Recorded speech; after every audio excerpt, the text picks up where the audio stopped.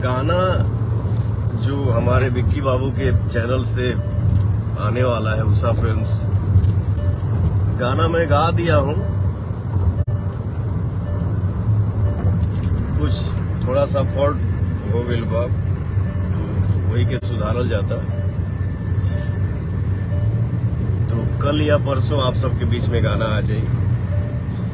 और पोस्टर छोड़ के जो देरी हुआ उसके लिए दिल से सॉरी, आप सब क्षमा करिए। कभी कभी मशीनरी प्रॉब्लम हो जाला, तो हम क्षमा चाहते नहीं।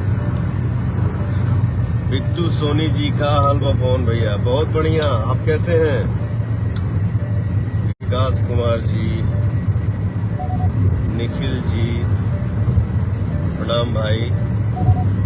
गौरव बाबू नमस्कार भैया।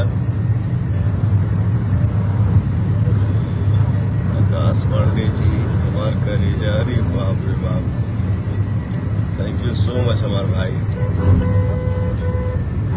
तनी हमने के बानी जब बाई रोड थोड़ा लंबा सफर में बानी। कल या परसों गाना आजी भैया, देरी के लिए हम आप सब भाई से क्षमा चाहते नहीं, माफ करिए जा भैया। बस आवे की स्टार्ट हुई तो फिर टाइम ना लगी, गाना आवत रही। बस आप सबके आशीर्वाद बनल रहे।